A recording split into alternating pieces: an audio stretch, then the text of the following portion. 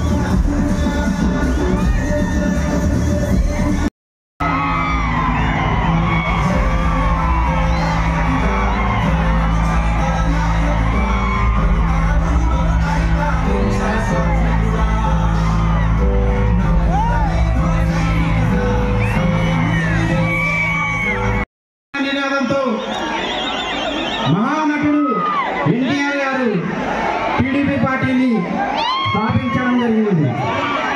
ఆయన యొక్క ఆశీస్సులతో, వారి యొక్క సహకారంతో ముందుకు అందరినీ కలుపుకొని వెళ్తున్నాను. వారికి నమస్కారం తెలియజేస్తున్నాను.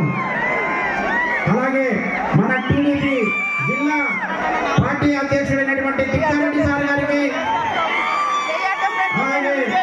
బీజేపీ నాయకులకు నేను ఈరోజు మీ ముందు ఉండడానికి దౌర్భాగ్యం. ఆయనని దిగుమతి చేసుకుని మనకు కోడుమూరు కాన్స్టిట్యున్సీని నిలబెట్టారు. మన నారా చంద్రబాబు నాయుడు గారు అలా చేయలేదు. ఎందుకంటే మన చంద్రబాబు సార్ గారు వ్యక్తిగత సీట్లు ఇచ్చాడు. లేవు ఇలాంటి వ్యక్తులని మీరు ఖచ్చితంగా ఓడించాలా, వైఎస్ జగన్మోహన్ రెడ్డిని తుదముట్టించాలా. ఎందుకంటే ఇప్పటికే మన రాష్ట్రంలో చాలా ఆకృత్యాలు, అఘాయిత్యాలు, దోపిడీలు, దౌర్జన్యాలు ఎన్నో జరుగుతున్నాయి. ఎస్సీలని అత్యంత పాశవికంగా డాక్టర్ సుధాకర్ సార్ గారిని అర్ధనగ్నంగా ఊరేగించి వెనక్కి చేతులు కట్టేసి సాక్షాత్తు పోలీసులే చిత్రవద చేశారు. ఆ బాధతో ఆయన భరించలేక చనిపోయారు. డాక్టర్ అచ్చెన్న గారు ఆయనని అత్యంత దారుణంగా మర్డర్ చేసి చంపేశారు. ఇలాంటి వ్యక్తులుగా మనం ఓట్లు వేసేది. మనకి ఎంతో పెద్ద పీట వేసినటువంటి నారా చంద్రబాబు నాయుడు గెలిపించుకుంటే మన యొక్క భవిష్యత్తు, మన రాష్ట్ర భవిష్యత్తు, పిల్లల భవిష్యత్తు ఎంతో బాగుంటుంది. నీరు, తాగునీరుకి చాలా ఎక్కువ ప్రధాన సమస్య. అలాగే వలసలు కూడా ఎక్కువనే ఉంటాయి సార్. మీరు త్వరలో మాకు కాబోయే సీఎం సార్, మీరు మా కోడుమూరు కాన్స్టిట్యున్సీకి గాజు దిన్నె ప్రాజెక్టు నుంచి పైప్ లైన్ వేసి ప్రతి ఇంటింటికి కుళాయి ఇప్పించగలరని కోరుకుంటున్నాం సార్. అలాగే ఈ గూడూరు పట్టణంలో కూడా వలసలు ఎక్కువనే ఉన్నాయి సార్. అలాగే 30 పడకల ఆసుపత్రిని 100 పడకలకి చేయాలని కోరుకుంటున్నాం సార్. ఇలా ఎన్నెన్నో మన హయాంలో ఏర్పాటు చేశారు. కానీ ఇప్పుడున్న వైఎస్ గవర్నమెంట్ ఏం చేసిందంటే దానికి నిధులు ఇవ్వకుండా ఆపేసి చాలా రైతుల కళ్ళల్లో ఆనందం చూడాలని చూసే విధంగా చేయాలి సార్. మీరు కోటమూరు నియోజకవర్గంలో ఎన్నో ఏళ్ళుగా తాగునీటికి చాలా ఇబ్బందికరంగా ఉంది. వీటిని ఖచ్చితంగా నిర్మూలించాలి సార్ మీరు. అలాగే తుంగభద్ర నదిపై గుండ్రేవుల ప్రాజెక్టు దాదాపు 20 టీఎంసీలు గల ప్రాజెక్టు సార్. అది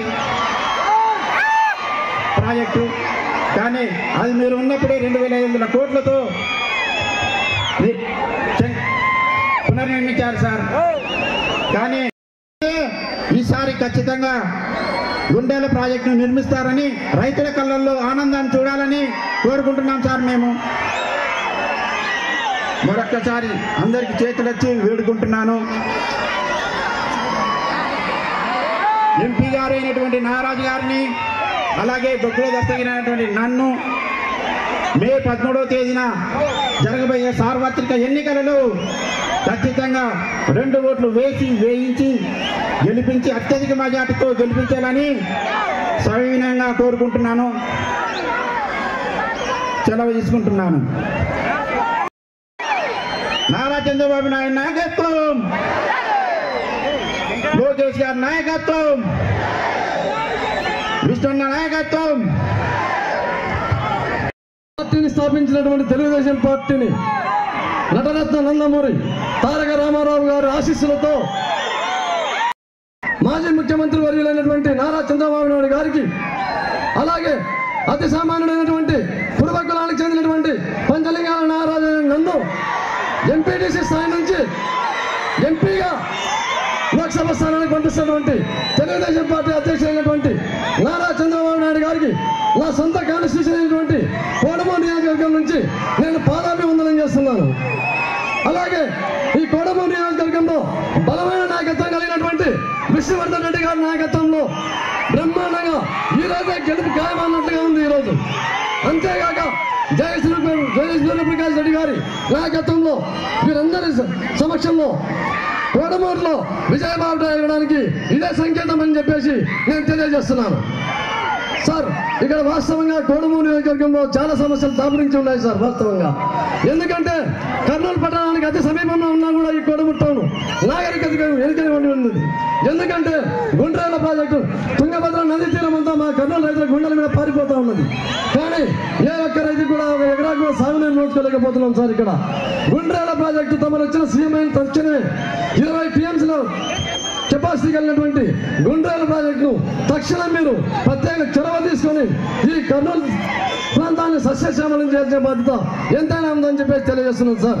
అంతేగాక కర్నూలు పట్టణ ప్రజలంతా వాస్తవంగా 6 లక్షల జనాభా కలిగి ఉండి త్రాగునీటి కటకటాలు పాలైపోతున్నారు సార్. ఈరోజు 3 డేస్ ఒకసారి నీళ్ళు వస్తున్నాయి తాగడానికి. ఎందుకంటే సుంకేశ్వర డ్యాము ఒక టీఎంసీ కెపాసిటీ మాత్రమే కలిగి ఉన్నది. అది కూడా త్రిపురలోనే ఎండిపోయినది. నేను చెప్పేదేమంటే ముఖ్యంగా 2 విషయాలు. నరరూప రాక్షసుడు జగన్మోహన్ రెడ్డి గారి పరిపాలన మనమంతా చూసాము. గత ఎలక్షన్లలో వాళ్ళ మదర్ విజయమ్మ గారు బైబిల్ పట్టుకొని చర్చి సాక్షిగా నా కొడుకుకు ఓటేయండి అని చెప్పి ఒక్కసారి ప్రాధాయపడింది.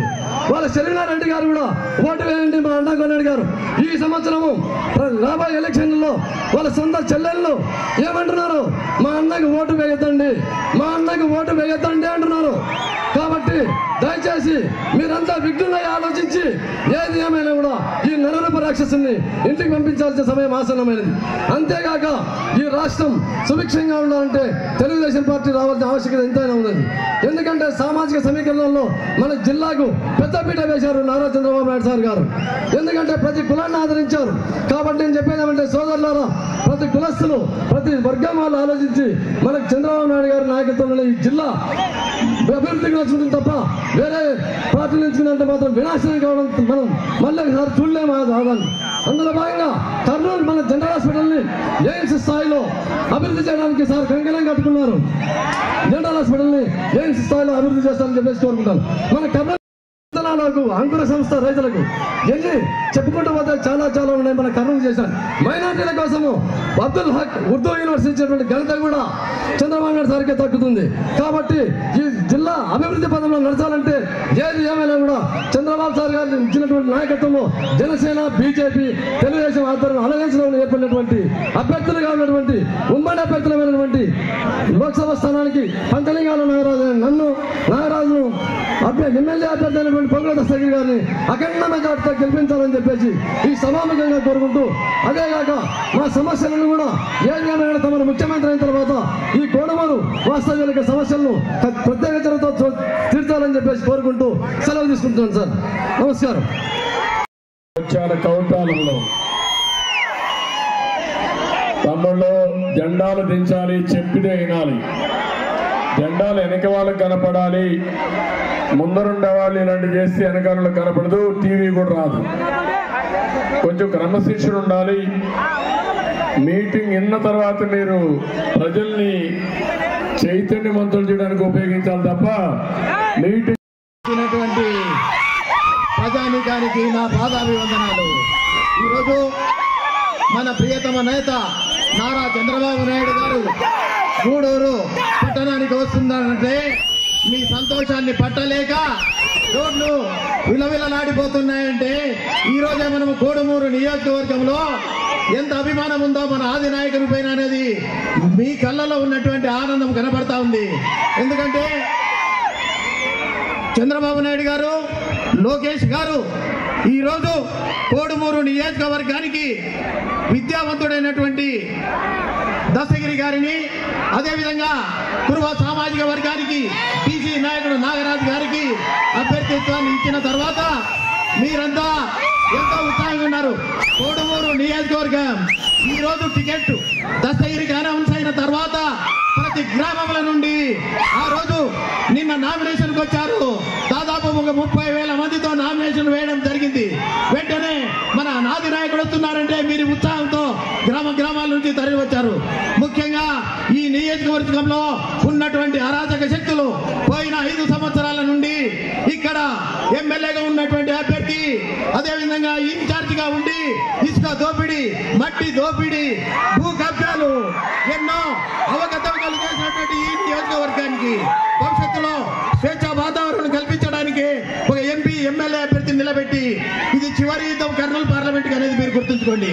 మనకు సస్యశ్యామలం కావాలి. ఎందుకంటే కాన్స్టిట్యుయెన్సీకి కావాల్సినటువంటి ఎమ్మెల్యే గారు, ఎంపీ గారు మీకు చెప్పడం జరిగింది. కోడుమూరు నియోజకవర్గం మంచినీటి సమస్యతో, సాగునీటి సమస్యతో విలవిలాడుతుంది. కానీ గతంలో చంద్రబాబు నాయుడు గారు నన్ను ఇన్ఛార్జిగా పెట్టినప్పుడు రాష్ట్రంలో ప్రతి నియోజకవర్గానికి 2,000 పెన్షన్లు ఇస్తే ఈ నియోజకవర్గానికి 3,700 పెన్షన్లు తీసుకున్నారా లేదా? అదే మీకు అదే విధంగా ఎప్పుడో చంద్రబాబు నాయుడు గారు 20 సంవత్సరాల నాడు పట్టాలు ఇస్తే ఇక్కడ 20 సంవత్సరాలు లేకపోతే ఇన్ఛార్జిగా ఉన్నప్పుడు ఇక్కడ 90 ఎకరాలు చేసి ఇండ్లు కట్టించుకొని పట్టాలు తీసుకున్నటువంటి చరిత్ర దీనికి. ఇప్పుడు మీకు ఒక విశ్వాసం ఉంది. ఈ రోజు పెట్టినటువంటి అభ్యర్థికి ఎటువంటి ఆటంకాలు జరగకుండా చంద్రబాబు నాయుడు గారు హామీ తీసుకొని మీరు కోడుమూరుకు ఒక ప్రత్యేకమైన విషయం ఉంది. గతంలో మీరు ఎంతో మంది ఎమ్మెల్యేలను గెలిపించారు.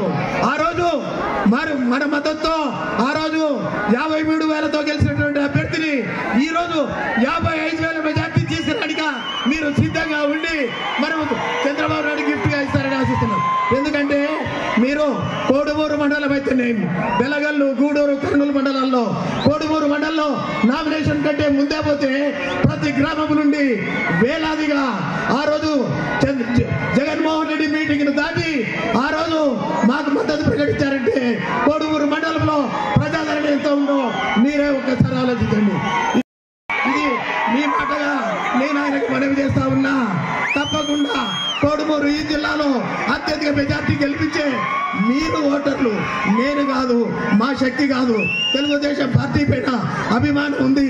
గతంలో 25 లేదు అనేది కాదు. అక్కడ ఎప్పుడు తెలుగుదేశం వచ్చేది కొన్ని కుట్ర రాజకీయాల వల్ల తెలుగుదేశం తెలుగుదేశం రాలేదు కానీ తెలుగుదేశానికి బలమైన సంకేతం ఈ ఎలక్షన్లో రుజువవుతుందని చెప్పి మన అధినేత చంద్రబాబు నాయుడు గారికి మీ పక్షాన మాట ఇస్తూ ఈ అభివృద్ధి తీసుకున్న బాధ్యత చంద్రబాబు నాయుడు ఎమ్మెల్యే ఎంపీతో బాధ్యత తీసుకొని ఇక్కడ అరాచక శక్తులను పూర్తిసారిగా పారదోలడానికి చంద్రబాబు నాయుడు గారు పూర్తి హామీ ఇవ్వడం జరిగింది. నా కుమారుడు రాజవర్ధన్ రెడ్డి లేకపోయినా కానీ ఆయన ఆశయం కొరకు ఇస్తున్నారు. వారి ఆశయం కొరకు నేను రాజకీయాల్లో ఉన్నా తప్ప నాకు ఏ పదవి ఆకాంక్ష లేదు. చివరి కట్టే కాలం వరకు నేను ప్రజల పక్షాన ఉంటా కానీ నా ఏ పదవి లేదు. కొన్ని కుయుక్తులు ఈ నియోజకవర్గంలో ఉన్న ఆ కుయుక్తులకు బుద్ధి చెప్పడానికి మీరు సిద్ధంగా ఉన్నారు. అంతకంటే మీరు ఇచ్చే బహుమానము నా కుమారుడికి ఇచ్చే బహుమానం ఇంకొకటి లేదు. వీళ్ళ ఇద్దరి గెలుపు చంద్రబాబు నాయుడు గారికి లోకేష్ గారికి ఇచ్చే గెలుపు.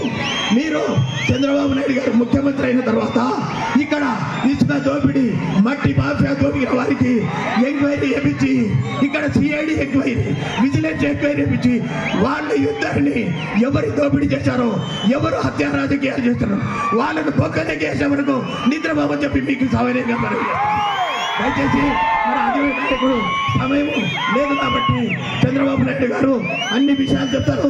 పూర్తి భరోసా చంద్రబాబు నాయుడు గారు లోకేష్ గారి మీద నమ్మకంతోనే మేమంతా ఈ రోజు పని చేస్తున్నాము. ఏ పదవి నాకు ఆగలేదు అని కూడా మీ అందరికీ మనవి చేస్తూ మీరు ఇచ్చిన ప్రేమదాలు నేను ఇన్ఛార్జి కాదు, ఏ కమిటీలో లేరు ఎవరు అయినా మీరెందుకు విశ్వాసం చూపిస్తున్నారు అది ఆది నాయకుడు గుర్తించాడు కాబట్టి టికెట్ ఇవ్వడం జరిగిందని మీకు మనవి చేస్తూ తెలియజేస్తున్నాం. జై హింద్, జై తెలుగుదేశం. నాకు అఖండ స్వాగతం పలికిన సోదరి సోదరులందరికీ పేరు పేరున మనస్ఫూర్తిగా నమస్కారాలు, అభినందనలు, శుభాభినందనలు. పార్లమెంట్ అభ్యర్థి అయినటువంటి పంచలింగాల నాగరాజు గారికి, అసెంబ్లీ అభ్యర్థి అయినటువంటి బొగ్గుల దస్తగిరి గారికి, గౌరవనీయులు విష్ణువర్ధన్ రెడ్డి గారికి, బీజేపీ నాయకులు కనిగిరి నీలకంఠం గారికి, కోడూరు అసెంబ్లీ వేల్పుల గోపాల్ గారికి, జనసేన పార్టీ సురేష్ బాబు గారు, ఆర్కేవాగు రాంబాబు గారు, కొడుమూరు అసెంబ్లీ, ఈరోజు నాకు ప్రాణ సమానమైన తెలుగుదేశం పార్టీ కుటుంబ సభ్యులు, జన సైనికులు, బీజేపీ నాయకులు, కార్యకర్తలు అందరికి కూడా పేరు పేరున మరో 13వ తారీఖున సిద్ధంగా ఉన్నారా లేదా? ఈ రాష్ట్రానికి పట్టిన శని విరగడయ్యే రోజు అవునా కాదా? తమలో జెండాలు చెప్పారు, చాలా సార్లు చెప్తున్నాను. తర్వాత కావాలంటే 5 నిమిషాలు ఇక్కడే ఉంటా, మీ ఓపుకున్నంతవరకు ఎగరేద్దరు, అంతవరకు చేయొద్దండి. ఇంకో పక్క ఈరోజు మీరు ఒక్కసారి 5 సంవత్సరాలు ఈ రాష్ట్రాన్ని పట్టి పీడిస్తున్న ఒక దుర్మార్గుడు, ఒక అహంకారి, ఒక సైకో, అవునా కాదా? ఎవరికైనా స్వేచ్ఛ ఉందా తమ్ముళ్ళు అడుగుతున్నా. ఒక పక్క అహంకారి, నేచర్ సైకో, అక్కడి నుంచి రాష్ట్రం మీద పడి విధ్వంసం చేశాడు, రాష్ట్రాన్ని నాశనం చేశాడు, అవునా కాదా అని అడుగుతున్నా మిమ్మల్ని. ఇంకో పక్క దోపిడీ, ఇసుక దోపిడీ, మద్యం దోపిడీ, గ్రావెల్ దోపిడీ, భూ సంపద దోపిడీ, అన్ని దోపిడీలు చేసి ఒక వ్యక్తి బాగుపడ్డాడు. మీరేమన్నా బాగుపడ్డారా తమ్ముడు అని అడుగుతున్నా. ఎవరికైనా న్యాయం జరిగిందా అని మిమ్మల్ని అడుగుతున్నా. ఏ వర్గానికైనా న్యాయం జరిగిందా అని అడుగుతున్నా. ఏ కులానికి న్యాయం జరిగిందా అని అడుగుతున్నా. ఏ మతానికి న్యాయం జరిగిందా అని నేను అడుగుతున్నాను. 5 సంవత్సరాలు ఎక్కువ సమయం మీరు గుర్తుపెట్టుకోవాలి. 5 సంవత్సరాలు మనం కోల్పోయాం, కోల్పోతే పోయాం. 5 సంవత్సరాల పాలన 30 సంవత్సరాలు వెనక్కి తీసుకెళ్లిపోయింది రాష్ట్రాన్ని. తమలో డ్రైవింగ్ తెలిసిన వాడు డ్రైవింగ్ చేస్తే మీ జీవితాలు సేఫ్ అవునా కాదా? డ్రైవింగ్ తెలియని వాడు కారు ఎక్కి బస్ ఎక్కి రివర్స్ డ్రైవింగ్ చేయడం మొదలుపెట్టాడు. అందులో ఎవరు చెప్పినా వినడు. ఒక అహంకారి కాబట్టి అందులో కూడా తలతెక్క సమాచారం ఉంది కాబట్టి ఎవరు చెప్పినా వినకుండా ఇష్టానుసారంగా రివర్స్ తీసుకుపోయి ఈ రాష్ట్రానికి యాక్సిడెంట్ చేసిన వ్యక్తి ఈ సైకో అవునా కాదా? తమ్ముళ్ళు ఒక విషయం గుర్తుపెట్టుకోండి, నేనేదో కావాలని చెప్పడం కాదు. మీరంతా కూడా తెలంగాణకు పక్కనే ఉన్నారు, అవునా కాదా? హైదరాబాద్ అభివృద్ధి చేస్తుంది ఎవరు తమ్ముళ్ళు అని అడుగుతున్నా. నేనైతే చేతులపైకి చూపేయండి నువ్వు మీరేనని. అది చేసింది తెలుగు జాతి కోసం చేశాను, అవునా కాదా? సమైక్య ఆంధ్రప్రదేశ్ చేశారు, అవునా కాదా? హైదరాబాదు ప్రపంచ పటంలో పెట్టాం. సంపద సృష్టిస్తున్నారు. ఎప్పుడు కూడా ఒకటి తెలియదు, మీకు అందరూ అర్థం చేసుకోవాలి. మాటలతో ఆదాయం పెరుగుతుందా తమ్ముళ్ళు అని మిమ్మల్ని అడుగుతున్నా. ఏ నాయకుడికైనా బటన్ నొక్కితే ఆదాయం పెరుగుతుందా, సంపద వస్తుందా? కాదు. పనులు చేస్తే, అభివృద్ధి చేస్తే, దూరదృష్టి ఉంటే ఆదాయం వస్తుంది, అవునా కాదా అని అడుగుతున్నా. ఒక్క విషయం నేను ఒకటి చెప్తున్నా మీ అందరికీ. 2014లో విభజన జరిగింది. మీతో సమానంగా నేను కూడా బాధపడ్డాను, నా ప్రయత్నాలు చేశాను. కానీ ఎవరు వినకుండా రాష్ట్రాన్ని హేతుబద్ధత లేని విభజన చేశారు, అవునా కాదా? ఆ రోజు మీరందరూ ఆలోచించారు, జీతాలు ఇవ్వగలుగుతామా, కనీసం పింఛన్లు ఇస్తామా, అభివృద్ధి జరుగుతుందని భయపడ్డారా లేదా మీరందరూ? 5 సంవత్సరాలు నేను ముఖ్యమంత్రిగా రాత్రింబగుళ్ళో పనిచేశా. ఒకటే ఆలోచించాను, 40 ఏళ్ళు నన్ను ఆదరించారు. ఆ రోజు నేను హైదరాబాద్ అభివృద్ధి చేశాను. కానీ అది తెలంగాణకు పోయినప్పుడు అక్కడ తెలుగు జాతికి వెళ్ళింది. ఇక్కడ ఆంధ్రప్రదేశ్ లో ఉండే 50% తెలుగు వారిని అభివృద్ధి చేయాలని రాత్రింబగుళ్ళో పనిచేశాను, అవునా కాదా అని అడుగుతున్నా. ఒక అమరావతి, ఒక పోలవరం, ఒక పరిశ్రమలు, ఒక రోడ్లు అన్ని వేశారా లేదా? దానివల్ల ఒక్కసారి సూక్ష్మంగా చెప్తున్నా ఇక్కడ వాళ్ళందరికీ, విభజన జరిగినప్పుడు తెలంగాణకి ఆంధ్రప్రదేశ్కి 35,000 రూపాయలు తలసరి ఆదాయం తక్కువ ఉండేది మంది. అంటే తెలంగాణలో 135 వస్తే మంది 100 రూపాయలే వచ్చేది. నేను అక్కడి నుంచి ఆలోచించాను, మీరు కూడా ముందుకు పోవాలని ఒక నిర్దిష్టమైన ప్రణాళిక తయారు చేసుకున్నాను. 5 ఏళ్లు కష్టపడ్డాను. 135 నుంచి ఆ వ్యత్యాసం 127కి తగ్గించాను. 2019లో సైకో వచ్చాడు.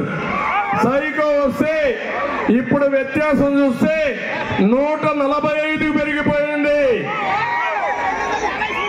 127 నుంచి 147కి పెంచేశాడు. నేను అడుగుతున్నా ఈ సైకో ముఖ్యమంత్రిని, బటన్ నొక్కానంటాడు. నువ్వు బటన్ నొక్కావు, ఎవరికి లాభం వచ్చిందా తమ్ముళ్ళు అని మిమ్మల్ని అడుగుతున్నా. బటన్ నొక్కి మీకు ఇచ్చింది 10 రూపాయలు, అవునా కాదా? బటన్ నొక్కి మీ మీద భారం ఎంత తెలుసా? 100 రూపాయలు, అవునా కాదా? అంటే 10 రూపాయలు ఎడమ చేతికి ఇచ్చి కుడి చేతితో 100 రూపాయలతో చేసిన దుర్మార్గుడు ఈ సైకో జగన్మోహన్ రెడ్డి అని చెప్పిన మీకు తెలియజేస్తాడు. దగ్గర 100 రూపాయలతో చేశాడు. కానీ ఆయన దోపిడీ చూస్తే మద్యంలో, ఇసుకలో, భూముల్లో అన్నిట్లో దోచేసింది 1000 రూపాయలతో చేశాడు. ఇలాంటి వ్యక్తి మీకు కావాలన్నా అని మిమ్మల్ని అడుగుతున్నా. ఎవరికైనా ఆదాయం పెరిగిందా అని మిమ్మల్ని అడుగుతున్నా. మీ పక్కనుండే తెలంగాణలో కష్టాలు ఉన్నాయని మిమ్మల్ని అడుగుతున్నా. ఎందుకు వచ్చాయి ఇక్కడ? చేతగాని దద్దమ్మ, చవట, పనికిరాని వ్యక్తి ముఖ్యమంత్రి అయ్యి, ఏ తమ్ముడు చెప్పింది నా జనది, నువ్వే జనసేన చెప్పింది నానలేరు, వెనకాల కనపడదండి. ఒక పరిపాలన ద్వారా మీ జీవితాలు బాగుపడతాయి.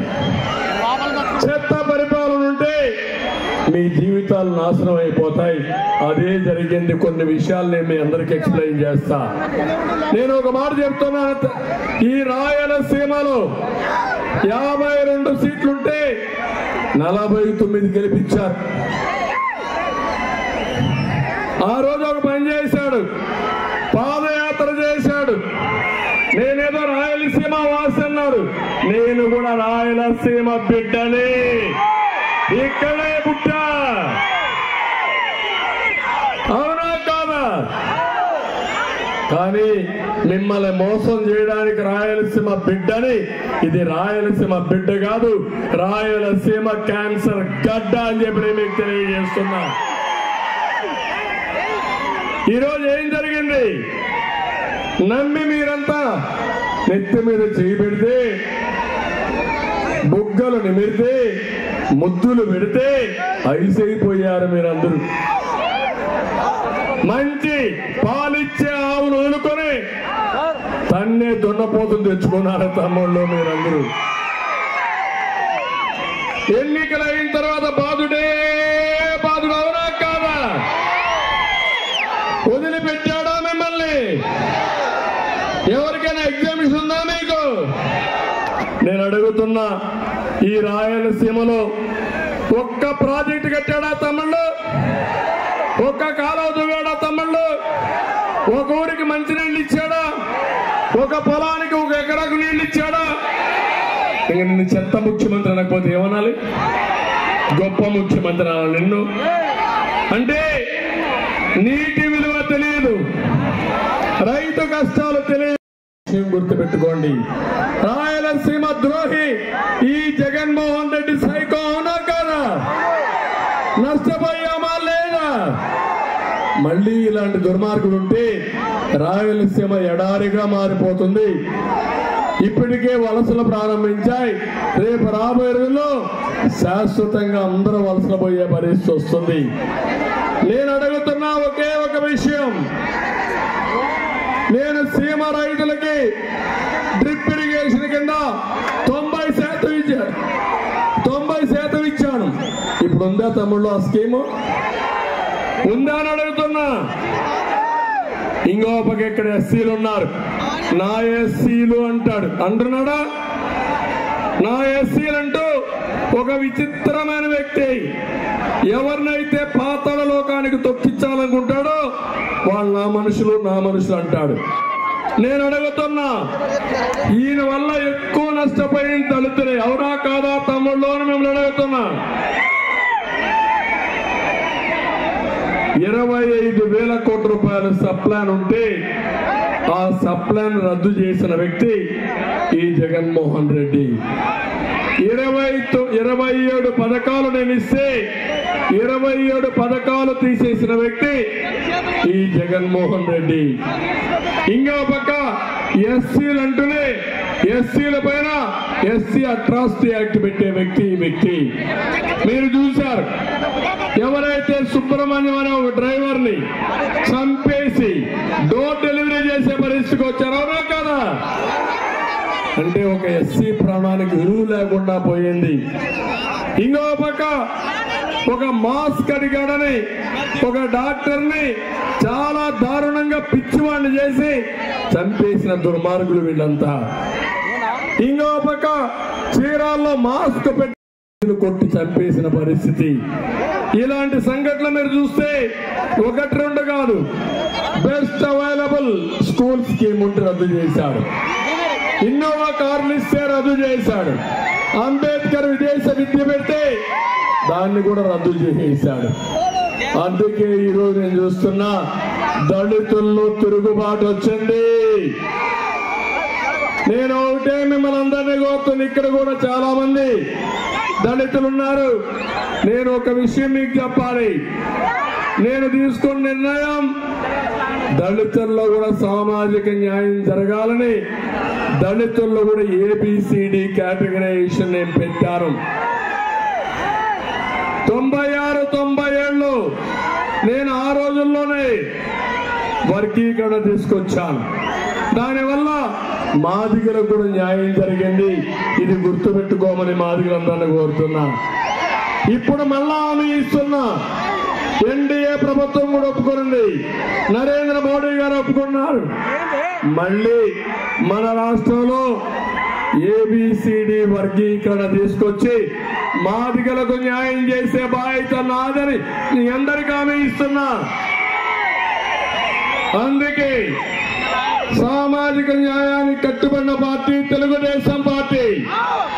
ఇక్కడ దస్తగిరి ఒక మాదిగ కులానికి సంబంధించిన వ్యక్తికి సీట్ ఇచ్చారు. కొన్ని ప్రాంతాల్లో మాల కులస్తులు ఎక్కువ ఉంటే వాళ్లకు న్యాయం చేశాం. కానీ అన్ని కులాలకు న్యాయం చేసే పార్టీ తెలుగుదేశం పార్టీ. ఈ విషయం మీరు గుర్తుపెట్టుకోండి. మీ కర్నూలు పార్లమెంట్ ఒక్కసారి మీరు తీసుకోండి ఉదాహరణగా. ఈ రోజు 40 సంవత్సరాల్లో ఎప్పుడూ ఇవ్వలేదు. కొరబ కమ్యూనిటీకి సంబంధించిన పంచలింగాల నాగరాజుని MP పెట్టారు. ఆయన్ని కూడా ఈ నియోజకవర్గమే, అవునా కాదా? ఒక సాధారణమైన వ్యక్తి, అవునా కాదా?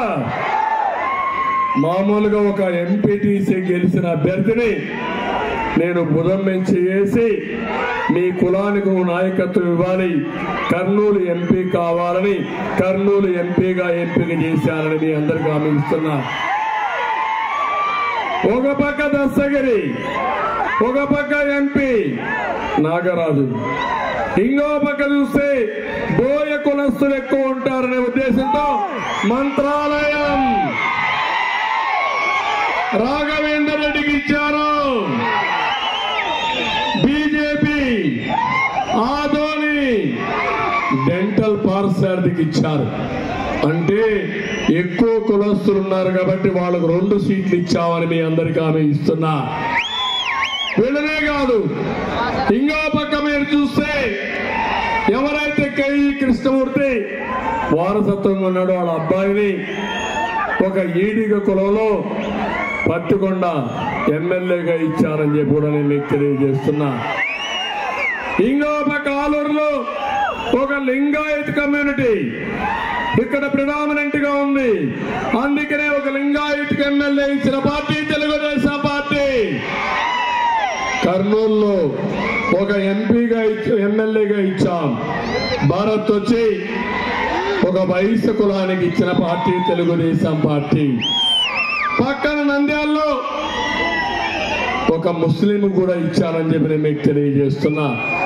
ఇప్పుడు అడుగుతున్నా నేను మిమ్మల్ని, నేను చేసిన సామాజిక సమీకరణ మీకు నచ్చిందా లేదా తమ్ముళ్ళు అని మిమ్మల్ని అడుగుతున్నా. నచ్చింది అంటే చేతులు తనపైకి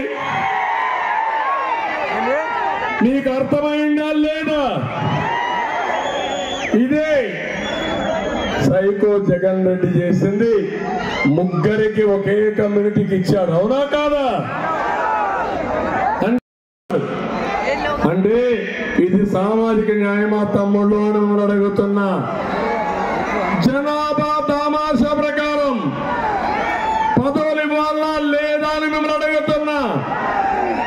ఈ రోజు కానీ మీరు కానీ కర్నూలు గెలిపించుకోగలిగితే గెలుస్తున్నాం, అనుమానం లేదు. పెద్ద ఎత్తున తిరుగుబాటు ఉంది, పెద్ద ఎత్తున సామాజిక న్యాయానికి పెద్దపీట వేయాలని మీరు నిర్ణయించారు. అదే మంత్రాలయంలో చూసా, అదే మొన్న ఆలూరులో చూసా, ఈ రోజు కొడమూరులో చూస్తున్నా, గూడూరులో చూస్తున్నా. తిరుగులేదు మనకి. ఇంకా అన్ని కులాలకి, అన్ని మతాలకి, అన్ని ప్రాంతాలకు అభివృద్ధి చేసి మీకు రాజకీయంగా సముచిత స్థానం కల్పించే బాధ్యత నాదని మరొక్కసారి మీ అందరికీ హామీ ఇస్తున్నా. ఈరోజు ఎప్పుడు కూడా సైకో జగన్మోహన్ రెడ్డి ఎప్పుడు మాటల్లో చెప్పి మోసాలు చేసే వ్యక్తి. నేను చెప్పింది చేస్తా, చెయ్యలేని చెప్తాను. కానీ నా ఆలోచన ఒకటి, 40 ఏళ్ళు నన్ను ఆదరించారు.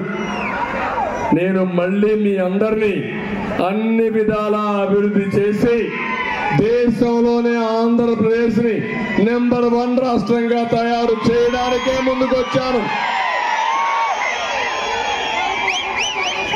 అందుకే మీరు చూస్తే ఇక్కడ మైనారిటీ ముస్లిం సోదరులు ఉన్నారు, అదే మార్గం మీరందరూ ఉన్నారు. ఈ రోజు మేము ఒక కూటమిగా జట్టు కట్టామంటే దాని ఒకవేళ మీరు నన్ను ముఖ్యమంత్రిగా ఎంపిక చేసుకున్నా ఆ తర్వాత అభివృద్ధి చేయాల్సిన బాధ్యత నా పైన ఉంది. మీకు పింఛన్లు ఇవ్వాలి, పిల్లలకు ఉద్యోగాలు ఇవ్వాలి, రైతును ఆదుకోవాలి, మళ్ళీ అభివృద్ధి సంక్షేమాన్ని అభివృద్ధి చేసి ముందుకు నడిపించాలి. దానికి కేంద్ర సహకారం కూడా అవసరం. అందుకే ఈరోజు మీరు చూస్తే జనసేన అధ్యక్షుడు పవన్ కళ్యాణ్ గారు మొట్టమొదటి నుంచి ప్రతిపక్షాల ఓట్లు డివైడ్ కాకూడదు, జగన్మోహన్ రెడ్డి ఇంటికి పంపిస్తేనే ఈ రాష్ట్రానికి భద్రత రక్షణని ముందుకు వచ్చిన వ్యక్తి జనసేన అధ్యక్షుడు పవన్ కళ్యాణ్ గారు. అవునా కాదా? ఇంకో పక్క బీజేపీ తర్వాత వాళ్ళు కూడా ఈ రాష్ట్రాన్ని కాపాడాలి, మేము కూడా మా వంతు బాధ్యత మేము కూడా చేస్తామని వాళ్ళు వచ్చారు. ఈరోజు 3 పార్టీలు కలిసాం, కానీ 3 పార్టీలు కూడా త్యాగాలు చేశాం. మా సీట్లు కూడా తగ్గించుకుని మేము కలిసింది ప్రజల గెలుపు కోసం కలిసాం, రాష్ట్రాన్ని నిలబెట్టడానికి కలిసాం, మిమ్మల్ని వెలగడం కోసం, ఈ ప్రజలకు న్యాయం చేయడం కోసం కలిశానని మీ అందరికీ విజ్ఞప్తి చేస్తున్నా. ఒకప్పుడు 14 సంవత్సరాలు